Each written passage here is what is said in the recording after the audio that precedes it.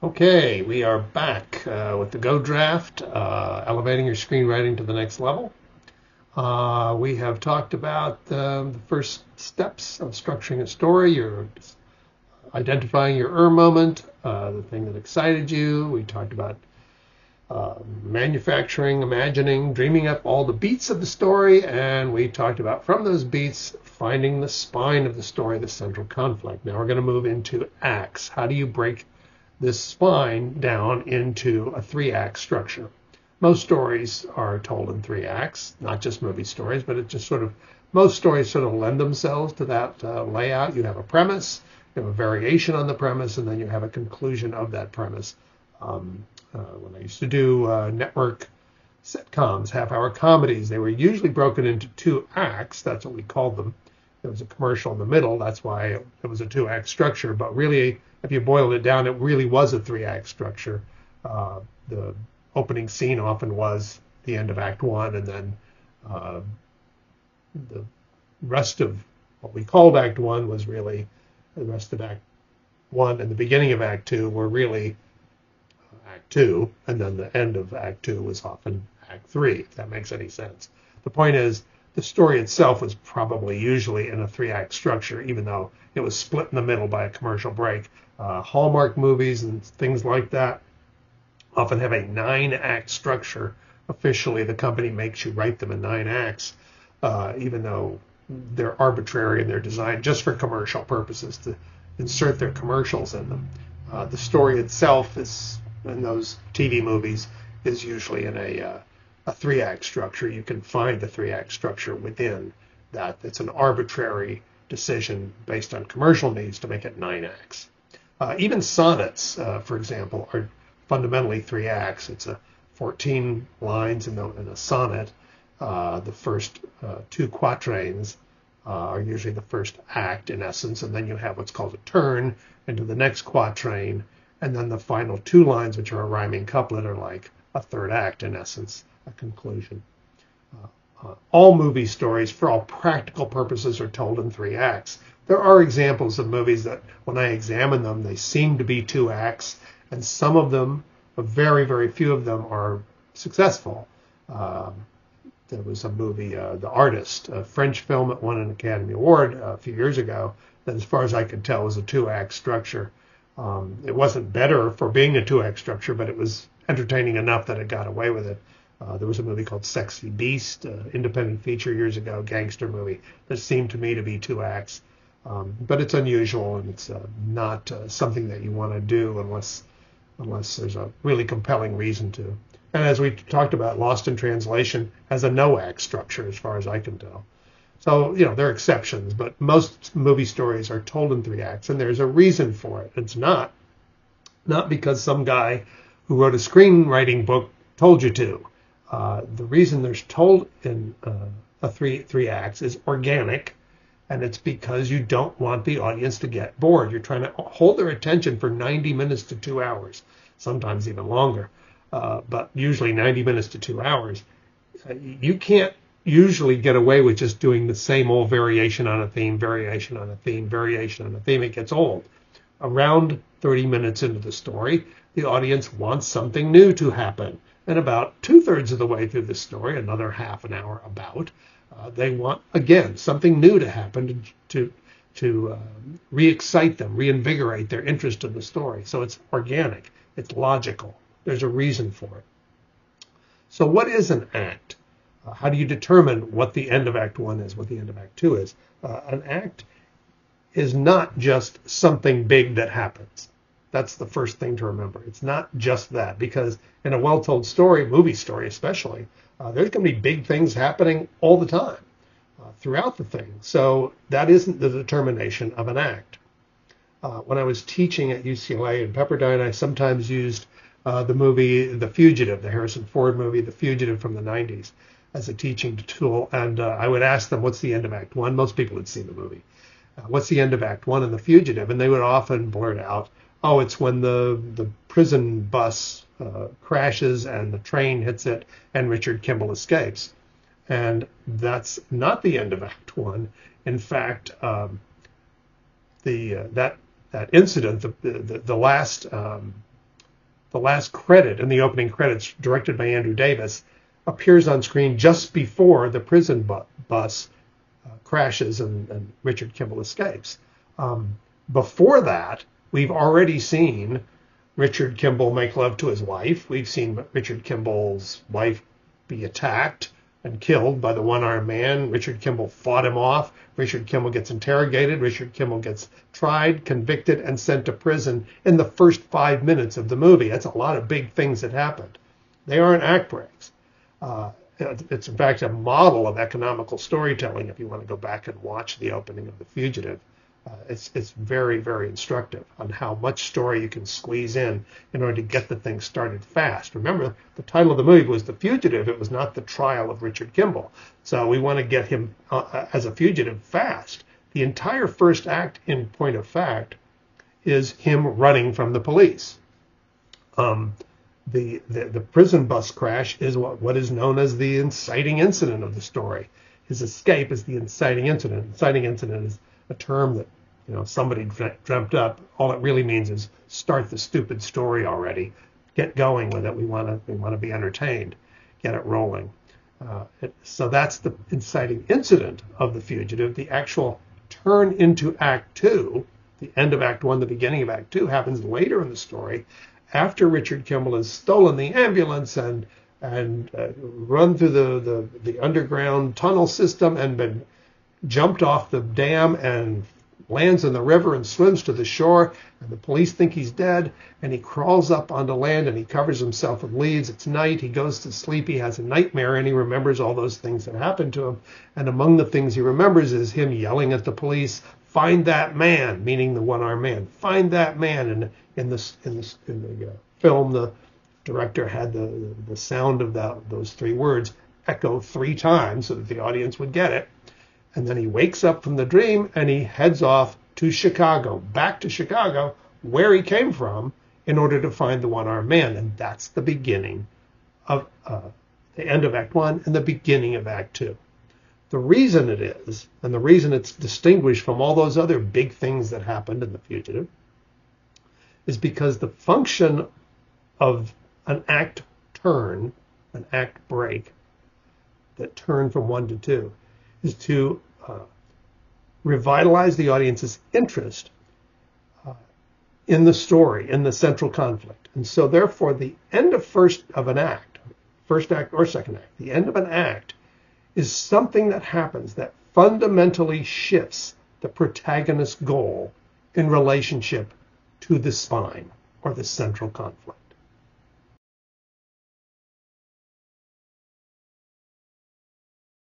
So why is that the end of Act 1? And it's because the protagonist's goal has shifted, and therefore he has a new set of challenges in relationship to the central conflict. The central conflict doesn't change. You don't introduce a different central conflict at the end of Act 1. His relationship to it has changed, and so therefore he has a new set of challenges. Therefore, the audience's interest is reinvigorated. It's renewed. It's like, oh boy, now we get to see some cool new stuff. In the case of The Fugitive, won't it be fun to see him try to find the one-armed man after having spent a half an hour watching him escape the police? It's new, it's different, and it reinvigorates the audience. Here's another example from a great film noir from the 70s called The Conversation. Gene Hackman plays an eavesdropper, professional eavesdropper, uses electronic devices to listen in on conversations for money. And a mysterious wealthy businessman has hired him to record the conversation of his wife, the businessman's wife, who he suspects is having an affair with this young man.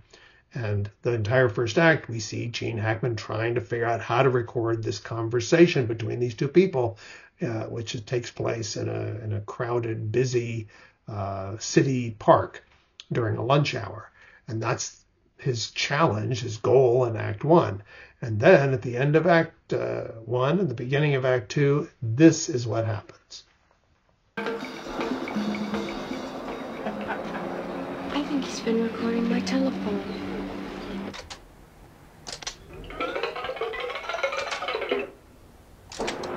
I love you. Spending too much time together here. No, let's stay just a little longer.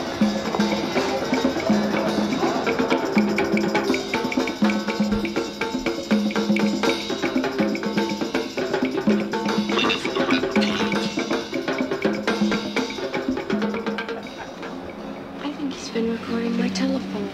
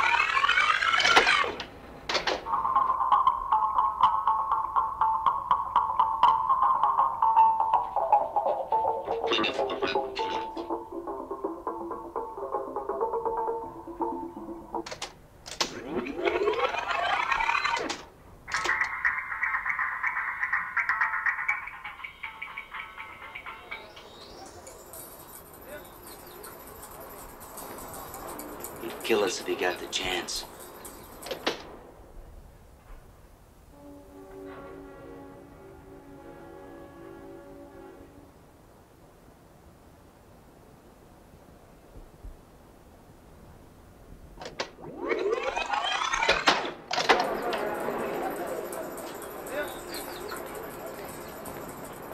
He'd kill us if he got the chance.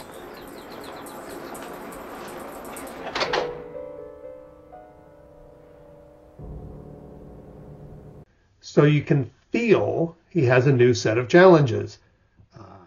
He'd kill us if he got the chance, says the young man, and therefore that means Gene Hackman has to decide, am I going to turn in this tape to this businessman knowing that it may mean those two people get killed? What does he do? That's Act Two. And you can feel, when the movie was in the theaters, you could feel the audience kind of shift in their seats, literally leaning forward into the movie because they now are excited by the possibility of this new set of challenges their protagonist is going to have to face. Here's another one from a few years ago, a gangster movie written and directed by Martin McDonagh, and it's called In Bruges. And the setup is two British gangsters have a hit job that goes wrong. One of them accidentally shoots a child in the prospect of it, in the course of this misbegotten hit job, and their gangster boss, sends them to hide from the authorities in a small town in Belgium called Bruges, which is a kind of a picturesque medieval town in Belgium. And the younger gangster who accidentally shot the child leaves the hotel room, and the older gangster, his friend, takes a call from their boss, and this is what happens. Good. I'm glad he likes it there. I'm glad we were able to give him something good and happy, because he wasn't a bad kid, was he? Huh? He wasn't a bad kid, was he? Listen, take down this address. Ramstraat 17. That's Ram, like Ram, but with an extra A. Ramstraat 17. You got that? Yes, Ramstraat 17. Good. There'll be a man there tomorrow morning at 9. His name's Yuri. Yuri. He'll give you the gun. Ring me on the public phone at Jimmy Driscoll's about 3 or 4 tomorrow, after it's done. After what's done? Are you being fed? No. Listen, I like Ray, he was a good bloke, but when it all comes down to it, you know, he blew the head off a little fucking kid, and you brought him in, Ken. So if the buck don't stop with him, where does it stop?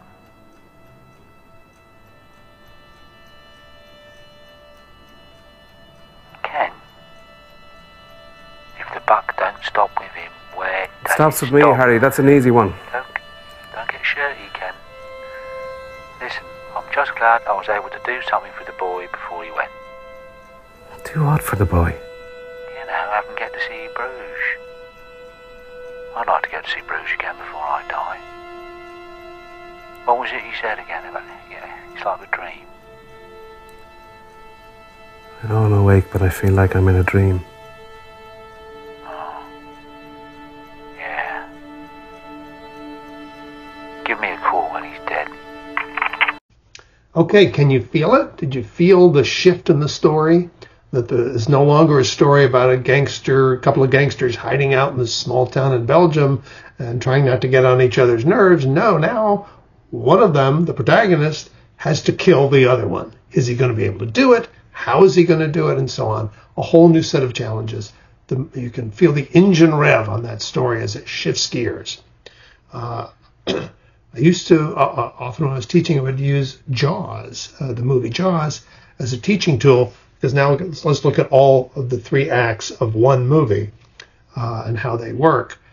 Jaws is a movie most people have seen. If you haven't seen it, you should see it. You can't be taken seriously as someone who wants to be a screenwriter unless you've seen the great movies, both of the present and of the past, and Jaws is one of them. It has a very simple but elegant and very solid structure.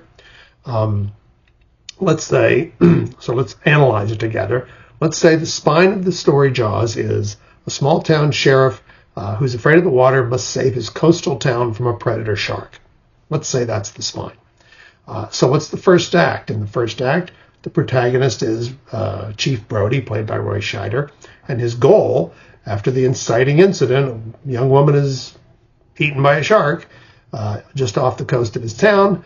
What's his goal? His goal is to try to keep that shark away from the people of his town.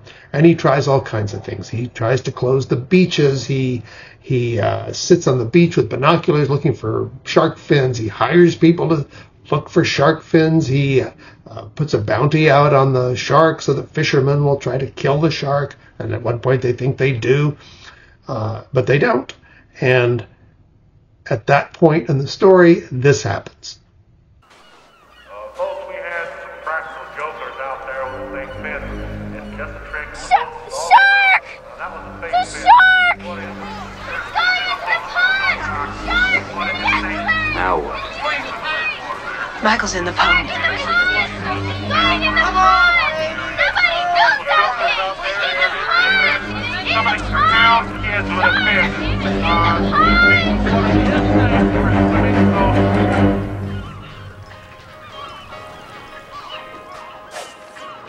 Hurry up, get that done. We can't do a damn thing until Get that rope, get this undone. Get that untangled up there. Nailed it. I'm doing it. Hey, fellas! Fellas! Haul in this sheet. Make it fast. Hey, you guys. You guys okay over there? In the pond!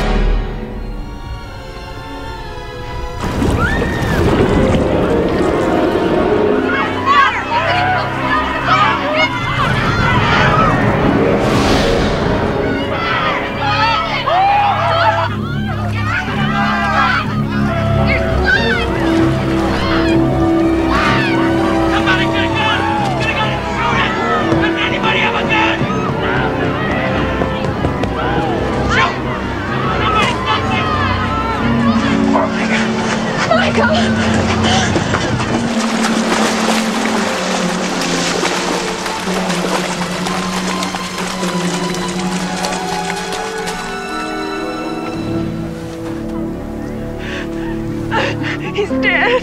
No, he's not. He's in shock. Michael.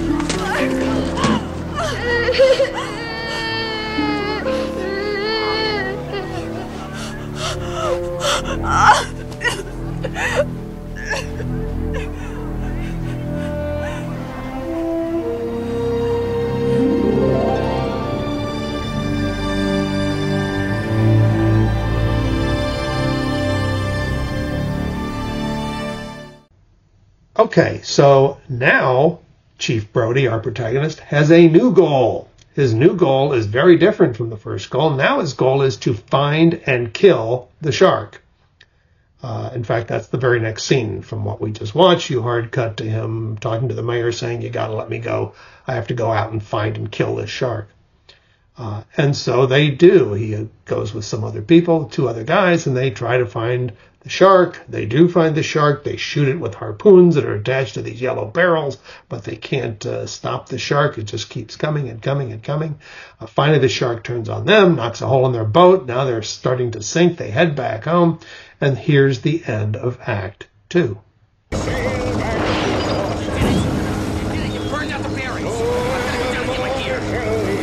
right, stop the boat. Stop the boat! Stop it!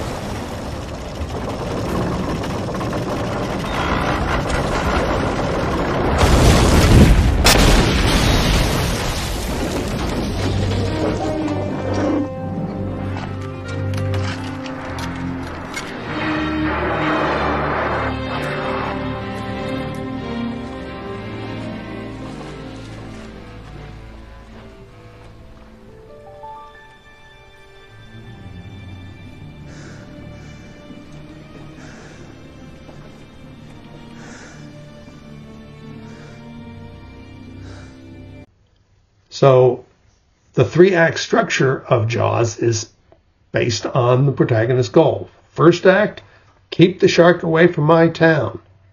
Second act, find and kill the shark. Third act, survive the shark. 1, 2, 3. Very distinct goals. You wouldn't necessarily, unless you analyze it like a professional screenwriter, wouldn't necessarily say that scene that we just watched is the end of Act 2, but it is, because the protagonist's goal shifts. Now he's just trying to survive. Those turns from Act 1 to Act 2 and from Act 2 to Act 3 are called different things. Some people call them plot points. A lot of people call them the turn into 2 or the turn into 3. I like to call them pivot points, and the reason is because what's happening is the story is literally pivoting if it's done properly. When that act turn happens, the story is shifting one direction, going in a different direction. That's what it feels like internally to the audience. I like to think of it as a broken field runner on a football field. You're zigzagging back and forth, keeping the audience off balance, keeping yourself ahead of the audience.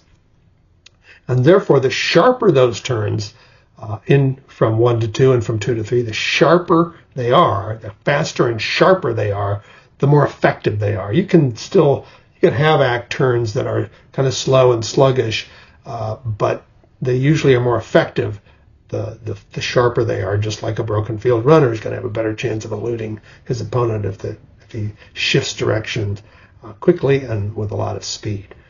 To that end, by the way, these shifts from Act 1 to Act 2 are not the only twists in your story. You're going to be wanting to do all kinds of twists, even if it's a drama. It doesn't have to be an action movie. You're going to want all kinds of twists and shifts within scenes, from scene to scene. You want to constantly keep that audience off balance. But these act turns are the major movements, the major turns in the story that open the story up to a new set of conflicts for the protagonist. It's helpful, I think, to think of story structure as not being linear. A lot of screenwriting books like to have the straight line, a graph of some sort of chart with a straight line and little demarcation points on that line. By this point, you're supposed to be doing this. By this point, you're supposed to be doing that. I don't think that's a good mental image to have in your head. In fact, it's a terrible mental image to have in your head, to think of your story in a linear way. I prefer to think of the 3-act structure in particular like a Z. The 3 major movements are a Z. The protagonist's goal in Act 1, shift into 2, the pivot point that shifts it into 2. He has a new goal or she has a new goal.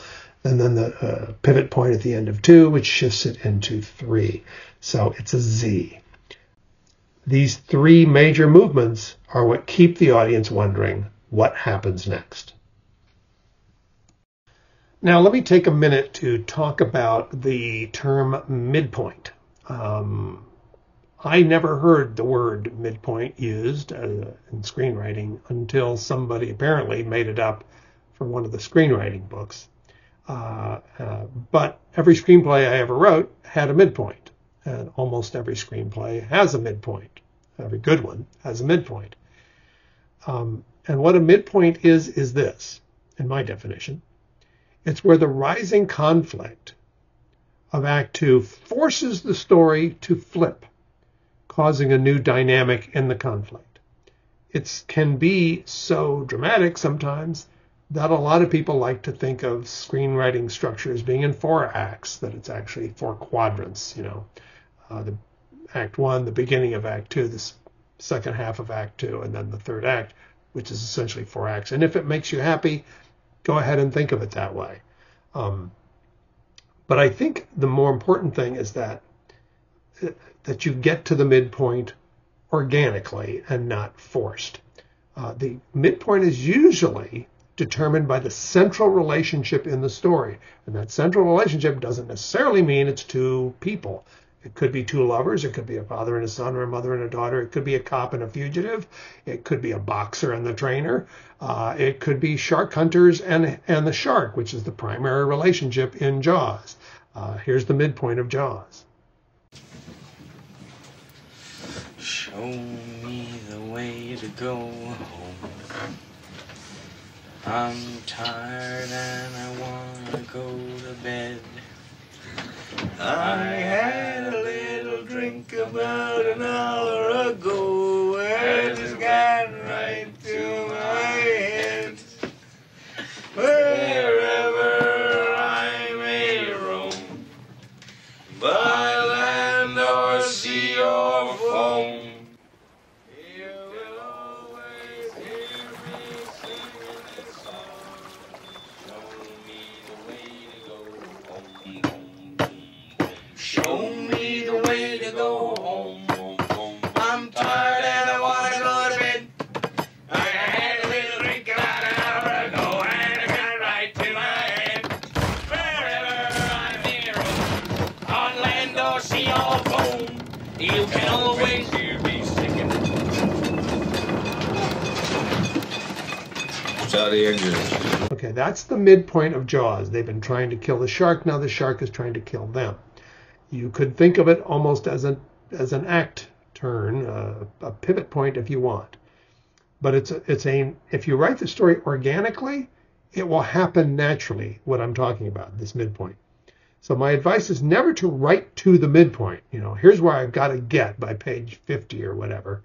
Because when you do that, it almost always reads as forced and false. I read it all the time in screenplays. And it almost always jumps out as being forced, that somebody was trying to get to this point that didn't want to happen naturally.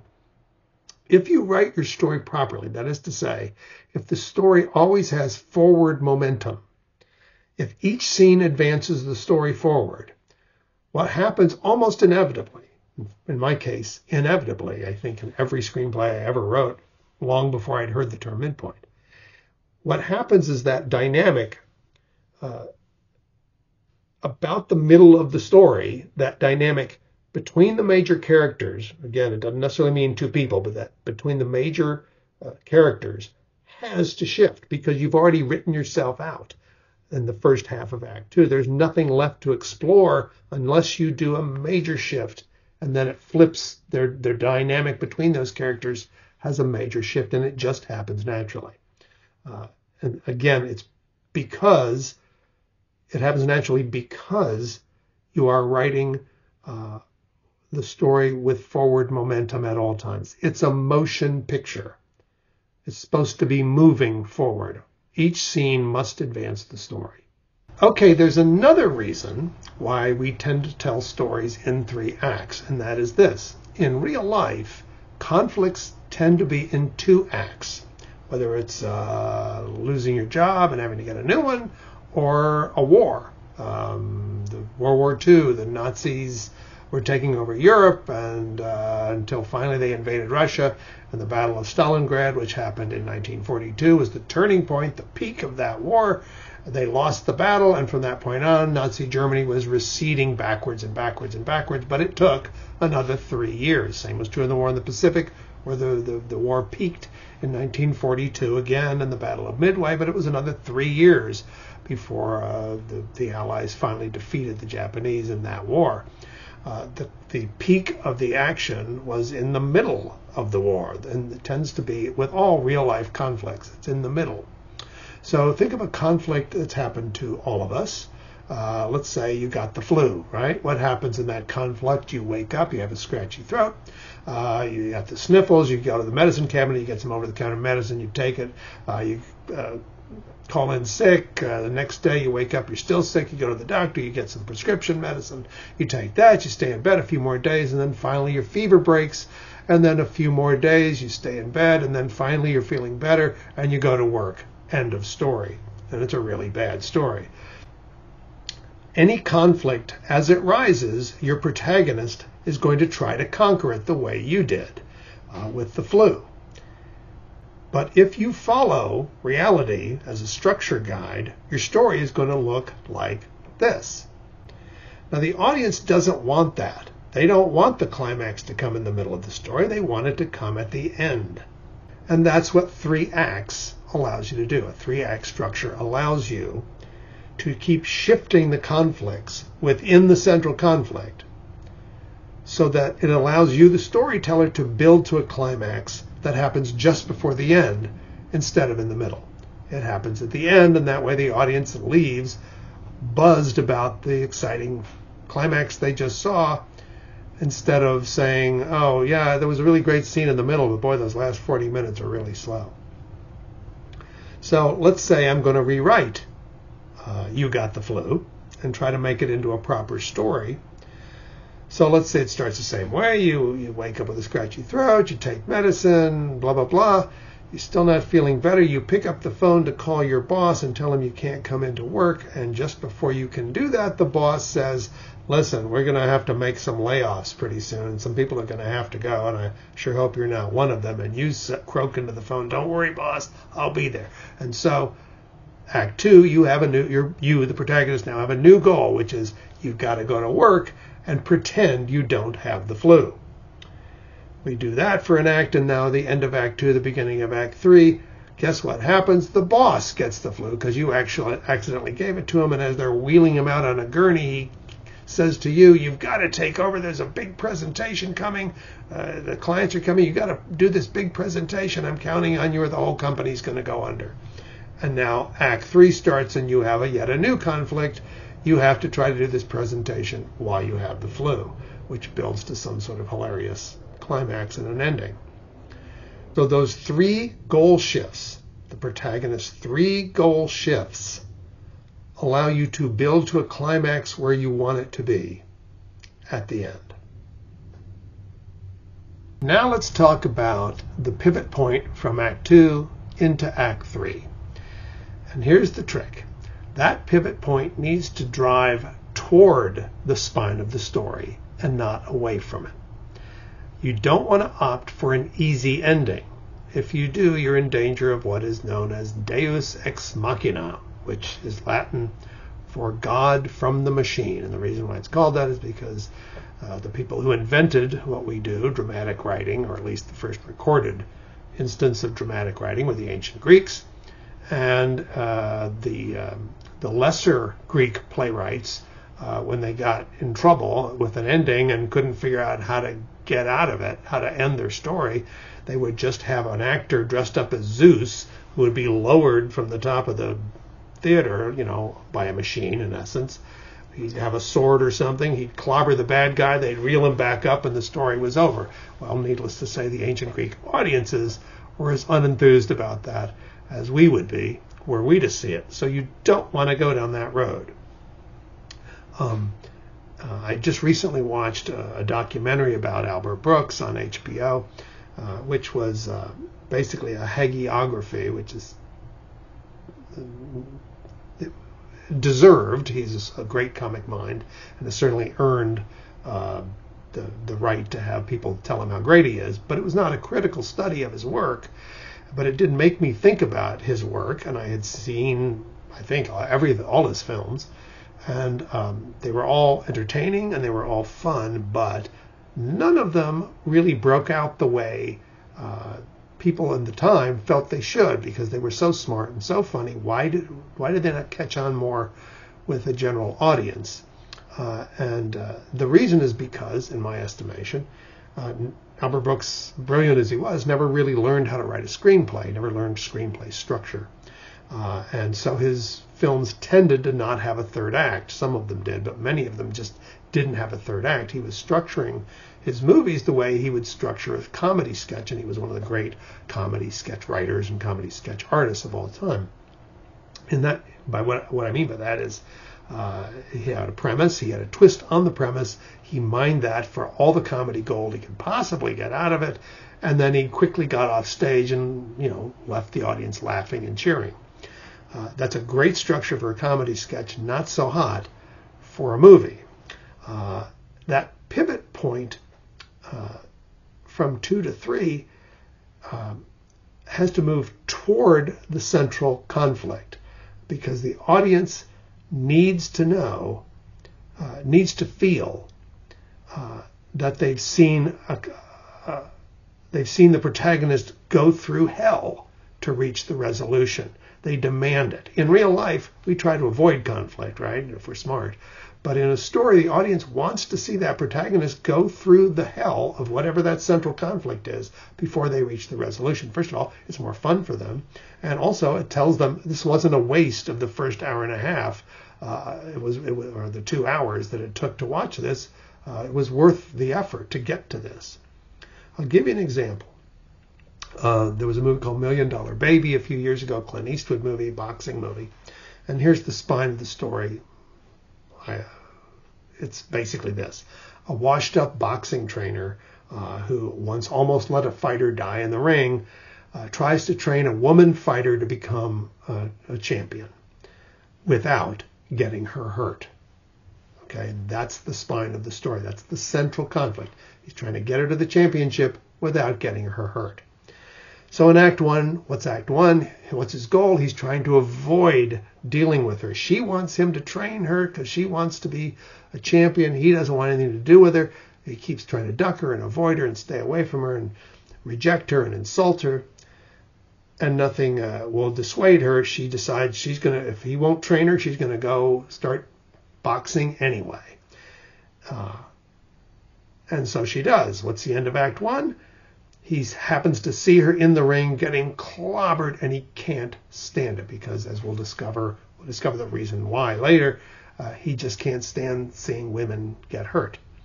And so he grudgingly says to her, okay, do this. Keep your left hand up, move your feet, whatever. Boxing tips, manages to get her through the experience, and then unwittingly sort of now has become her boxing trainer. And Act 2 is a whole new set of problems for him. They're together trying to get better and better and better, and she is getting better, and they're moving closer and closer to the championship bout. And then the end of Act 2 happens, and this is what it is.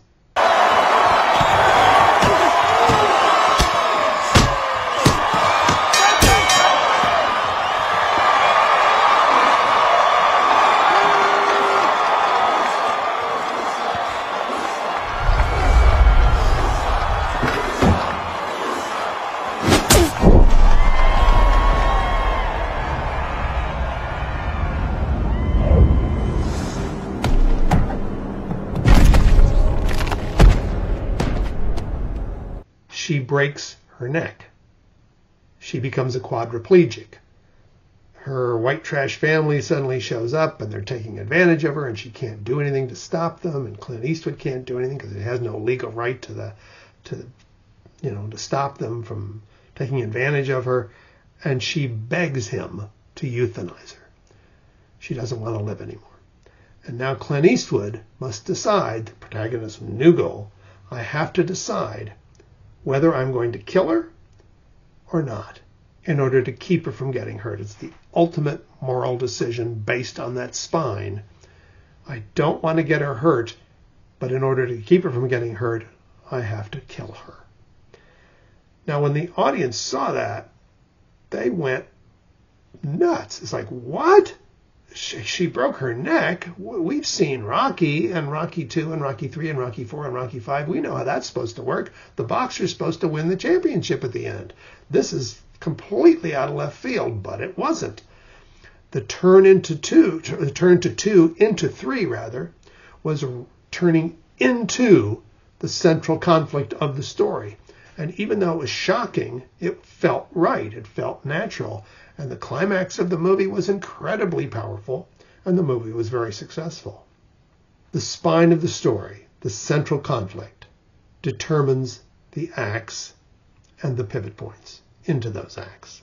We're going to continue talking more about story structure. We're going to talk about beginnings. We're going to talk about endings. We're going to talk about the difference between plot and story, and probably some other stuff if I can think about it, coming up next.